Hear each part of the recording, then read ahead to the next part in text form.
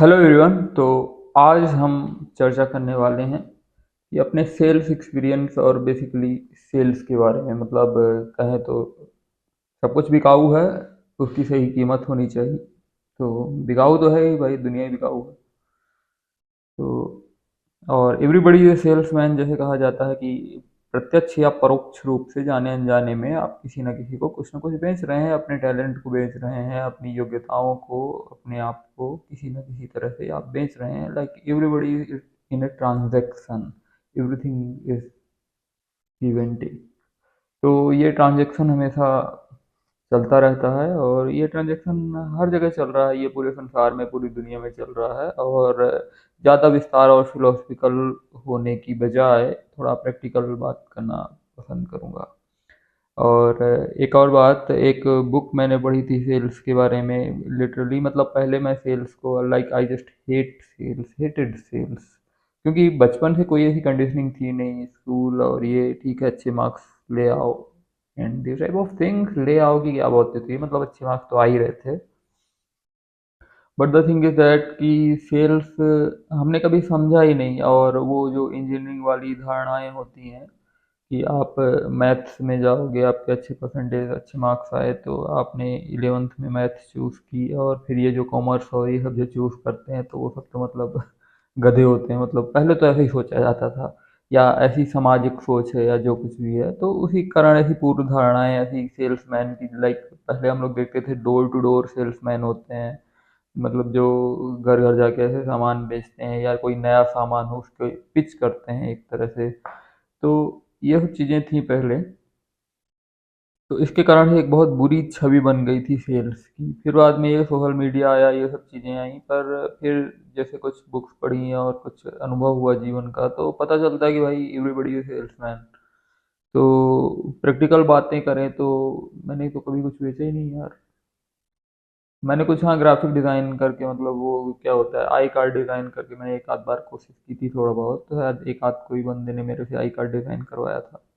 तो मैंने केवल डिज़ाइन किया था, उसके मैंने 25 रुपये लिए थे। और उसमें मेरा इन्वेस्टमेंट तो कुछ नहीं था, वो कैनवा से डिज़ाइन करना था। मतलब investment was on the time, the skill. और फिर उसके बाद और सेल्स की बात करें तो सेल्स तो हुई नहीं। मतलब अगर कुछ अवार्ड्स जीतने की या इनकी बात करें तो एक तरह से सेल्स आप कह सकते हैं अप्रोच रूप से, कि आपने अपनी स्किल्स का यूज़ किया तो उसमें आपको कोई अवार्ड मिला, but it's not consider as sales. और पर हाँ, मेडिजी की कोचिंग मैंने ज्वाइन की थी और फिर मुझे छोड़ना था क्योंकि मेरा ऑलरेडी सिलेक्शन हो चुका था। तो फिर उसके कारण से मैं मेडिजी कोचिंग नहीं कर पा रहा था। और समय नहीं, मतलब मुझे इतना एक्सपेक्टेड नहीं था कि इतनी जल्दी ज्वाइनिंग आ जाएगी, पर हुआ ऐसा। तो फिर मुझे मेडिजी की जो सीट थी वो, हालांकि मुझे तो डिस्काउंट पर मिली थी, पर फिर क्योंकि डिस्काउंट मतलब 25% डिस्काउंट पे मिली थी, मेडिजी का एक टेस्ट होता है उसके कारण से।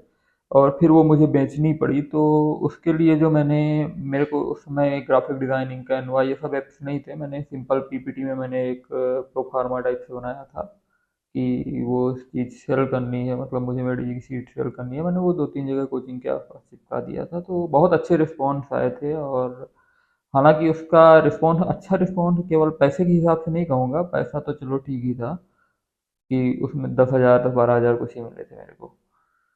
पैसे तो मेरे रिकवर नहीं हुए उतने, पर बात ये थी कि जो समय की बाध्यता थी कि भाई मेरे पास उतना ज़्यादा समय था नहीं, तो कम समय में मतलब मैंने मेडिजी की सीट बेच दी। तो उससे मेरे को एक कॉन्फिडेंस आया कि yes, I am a good salesman. और पीपल्स पर्सनालिटी, अगर मैं बात करूँ कि आई एम पीपल्स पर्सन की बात करूँ, या ग्रुप में जल्दी घुल मिल जाने वाला है लोगों, इस तरह का पर्सन मैं कभी था नहीं।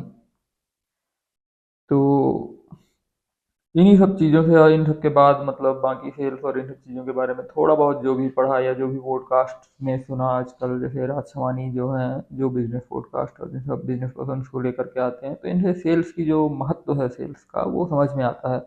और फिर आजकल तो रील्स और ये सब जो भी सोशल मीडिया की जो क्रांति हुई है, तो आजकल के बच्चे, आजकल के लोग तो समझ रहे होंगे कि सेल्स का क्या ही मतलब है। और फिर बात करें फास्ट फॉरवर्ड टू टुडे, तो हाँ, मेरे ख्याल से आज के पहले और क्या ही सेल्स हुई है।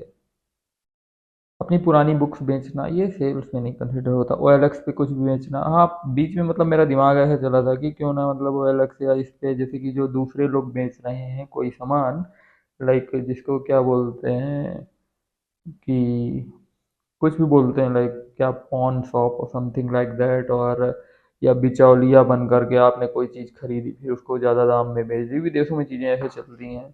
वो एक कोई है जिसकी एक बुक है, जैब जैब जैब हुक कुछ ऐसे करके। तो इस तरह की चीज़ें वहाँ चलती हैं, पर बात यह है कि सोशल मीडिया और ऑनलाइन और फिर फ़ोन में इतना बात करना, ये सब चीज़ें like this is not my cup of T, something like that. तो ये चीज़ें तो थी नहीं। और फिर बाकी कुछ इंटरेस्ट बचते हैं कि जैसे कि आप हर सबको देखते हो अपने आसपास, इधर तो खासकर आप देखते ही हो कि जैसे ज़मीन की जो खरीदी बिक्री होती है उसमें लोग ऐसा करते हैं। But it's an intensive job, मतलब ऐसा लगता है आपको, बट वो इंटेंसिव जॉब है। आपको ये फील्ड जॉब है, आपको ज़मीनें देखनी पड़ेंगी और आपको मार्केट की पूरी स्टडी करनी पड़ेगी। मतलब ऐसा नहीं है कि आप कुछ भी करके या कैसे भी कि करके आप फिर स्वयं को ही मूर्ख बना लोगे। तो हालांकि इंटरेस्ट इसमें ऐसा एक है कि शायद कभी फ्यूचर में करेंगे अगर समय मिला तो, समथिंग लाइक दैट। तो देखते हैं फिर। तो फिलहाल तो एक छोटी ही बात कहना चाहूँगा कि आज छोटी ही बात कहें या जो कुछ भी, तो जैसे जो कॉलोनी में कुछ भी कार्यक्रम होते हैं तो वहाँ पे कुछ कार्यक्रम होते हैं, तो एक दिन होता है वो फूड स्टॉल का, तो कॉलोनी के ही लोग फूड स्टॉल लगाते हैं। और इसी तरह जैसे पेरेंट्स और बच्चों का जैसे कार्यक्रम होता है, स्कूल में कुछ भी हुआ, कार्निवाल और समथिंग लाइक दैट, तो उसमें भी फूड स्टॉल लगाए जाते हैं। तो वो फूड स्टॉल एंड जैसे वेरियस टाइप ऑफ थिंग्स, जैसे भोपाल में भी ऐसे कई सारे कार्यक्रम, कई सारी चीज़ें, या ऑर्गेनिक ऑर्गेनिक सब्जियां हो गई और इन सब चीज़ों का हो गया, अपने अपने आर्ट्स क्राफ्ट का हो गया, आर्ट्स क्राफ्ट को बढ़ावा देने के लिए, हैंडमेड आइटम्स के लिए। तो इनमें कुछ चीज़ें हैं जो की जा सकती हैं। तो रिसेंटली मतलब मुझे ऐसा आया कि फ़ोटोग्राफी जैसे मेरा शौक रहा है, तो फोटोग्राफ्स मैं प्रिंट भी कराता हूँ जनरली। तो मैं photographs, nature, wild life and these all other things.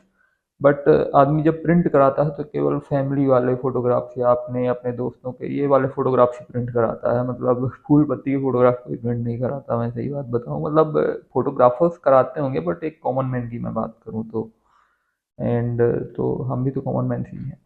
तो फिर बाद में मैंने कुछ प्रिंट्स 4x6 में ही मतलब कुछ प्रिंट्स निकाले, मतलब जिनमें नदी, पहाड़, तितली और पक्षी ये सब चीज़ें थी थोड़ा बहुत। तो वो प्रिंट्स मतलब ऐसा है कि प्रिंट्स बेचे जा सकते हैं। तो that quite of good nice idea कि मतलब आपने जो खुद ही खींची हुई है, और इस तरह मतलब आप दूसरों को देख कर के आइडिया पता चलता है। आप जैसे कि दूसरी जगह आर्ट्स क्राफ्ट का जो भी एक प्लेटफॉर्म प्रोवाइड किया जाता है। अब बात ये है कि जैसे भोपाल जैसे शहर में भी कई सारे ऐसे प्लेटफॉर्म अब अवेलेबल होने लगे हैं।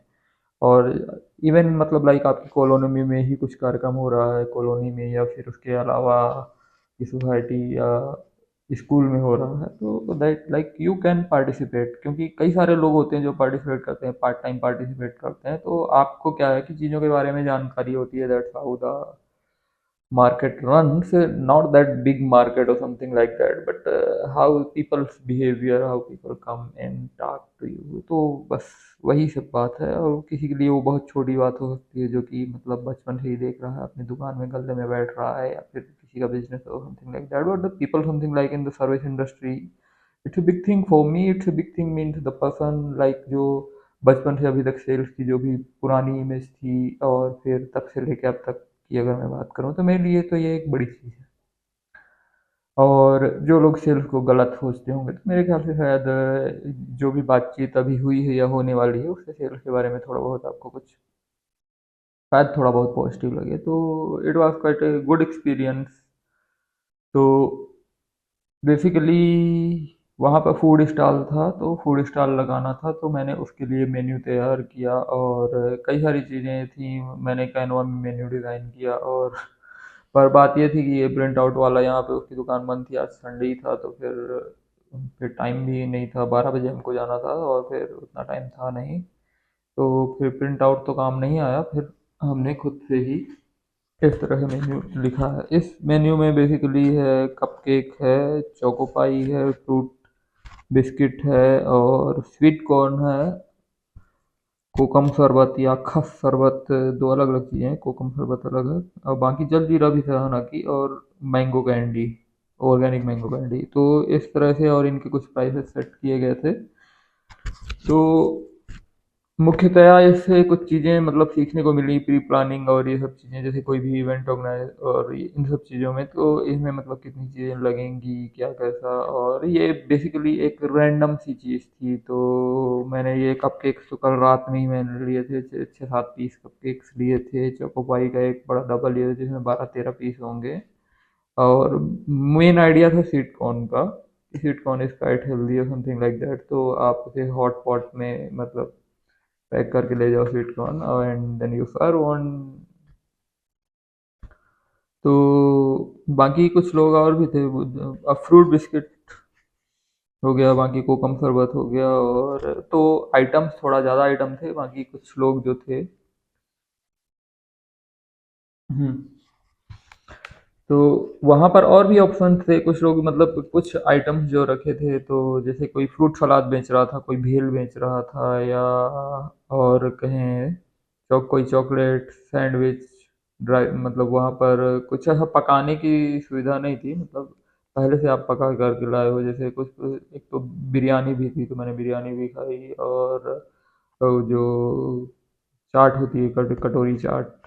तो there a lot of options there, मतलब 10-15 स्टॉल लगे होंगे। तो आई वाज आल्सो देयर, तो मैंने भी अपना स्टॉल सेटअप किया, और मेरे लिए पहली बार था कि स्टॉल सेटअप करना। और फिर इसको मतलब ये मेन्यू मैंने वहाँ पे तुरंत बनाया और फिर ऐसे रखा। तो it was quite a nice experience. और फिर बच्चों को भी थोड़ा बहुत सीखने को मिलता है, देखने को मिलता है। तो ये कुछ नया था। तो वहाँ स्कूल के ही लोग थे, और वहाँ पे बच्चों का डांस का कार्यक्रम भी था, और डांस था, रैंप वॉक था। तो ये सब कार्यक्रम थे वहाँ पर। तो it was quite enjoyable. Basically price setting की बात करें तो फिर हाँ, कुछ डिस्पोजल्स भी लगे थे। तो प्राइस सेटिंग, इतनी ज़्यादा प्राइस सेटिंग नहीं की थी। जैसे कपकेक्स 10 रुपए खरीदे तो 10 की जगह मैंने 12 रुपए कर दिए। चोकोपाई जैसे एक 10 रुपए के खरीद, मतलब अगर और पहले से थोड़ा तैयारी की जाए तो आप थोड़ा और सस्ते में चीज़ खरीद करके थोड़ा मार्जिन अपना बढ़ा सकते हो। But anyway Choco Pie like 8-9 रुपए की अगर मुझे पड़ रही होगी तो Choco Pie like 15 rupees something. Then fruit biscuit 7 rupees, that no compromise on that, क्योंकि फ्रूट बिस्किट हालांकि कम भी की, पर बात ये थी कि वो तो हम खुद ही खा लेंगे। तो ऐसा था। स्वीट कॉर्न का था, तो स्वीट कॉर्न सही था। Sweet corn 20 rupees one, disposable something, इतने बड़े कप में, समथिंग लाइक दैट। तो पर बात ये है कि इंटरेस्टिंग चीज़ें, क्या क्या चीज़ें चल रही थी वहाँ पर कई सारे बच्चे थे। तो ऑफकोर्स चॉकलेट कलर चोकोपाई, तो बहुत सारे बच्चों ने चोकोपाई डिमांड की, तो चोकोपाई तुरंत ही खत्म हो गई चोकोपाई। एंड सेकंड नंबर पे था ये कपकेक, जो तो मतलब ये दो यूनिक चीज़ें थी जो कि जल्दी खत्म हो गई। फिर उसके बाद फ्रूट बिस्किट थोड़े बहुत कुछ लोग, हम्म, और मतलब जो बड़े लोग थे, जो पेरेंट्स थे, और ये मतलब बच्चे, तो मतलब चोकोपाई का कपकेक और ये मैंगो कैंडी, इन तीनों चीज़ों पर ही मतलब बच्चों का मेन फोकस था। और बाकी स्वीट कॉर्न हो गया, स्वीट कॉर्न कुछ लोग स्वीट कॉर्न भी, और फ्रूट बिस्किट कुछ लोग, बाकी कोकम शरबत भी। तो इनके थोड़ा कम खरीदार रहे। तो कोई बात नहीं, मतलब इनसे चीज़ें सीखने को मिलती हैं कि क्या पैटर्न था वहाँ पे। और similarly we can improvise more, but फिर भी मैक्सिमम स्वीट कॉर्न खत्म ही हो चुका था, थोड़ा बहुत बचा था। तो दैट लाइक दैट। तो तो इस तरह से ये एक बहुत ही अच्छा, बहुत like it was quite a new experience for me. तो इट वाज क्वाइट गुड। और कई तरह के फिर कुछ बच्चे थे, मतलब ठीक है, मतलब कुछ बच्चों को फिर मैंगो कैंडी ऐसे ही दे दी, they like the mango candy. और फिर एक बच्चा तो ऐसे आया कि भाई हर एक चीज़ मुझे दे दो, दो दो करके, मतलब एक बच्चा था और उसकी बहन थी, तो फिर मैंने उनको हर एक चीज़ मतलब जो जो चीज़ें बची थी, क्योंकि कप केक और चोको पाई ख़त्म हो चुका था, तो फिर मैंने उनको स्वीट कॉर्न दिया, फ्रूट बिस्किट दी और मैंगो कैंडी दी और कोकम शरबत दिया, लाइक फोर थिंग्स। तो वो मतलब लाइक मेरी बिगेस्ट कहें बिगेस्ट सेल कह सकते हैं इन वन टाइम, मतलब बाई वन कस्टमर। तो ओवरऑल अगर मैं सेल की बात करूँ तो ओवरऑल सेल्स 4,500-500 रुपये, दैट्स इट। मतलब 2-3 घंटे में ठीक है, 4,500-500 रुपये, और क्या है, जितने लोग आए थे मतलब 100 के लगभग लोग रहे होंगे, बच्चे से सब मिला के 100, ज़्यादा से ज़्यादा 150 होने भी। तो इस तरह से था, मतलब हाँ आइटम्स थोड़ा ज़्यादा थे, और फिर से ये पता चलता है ना कि कौन कौन से आइटम्स रखे जा सकते हैं।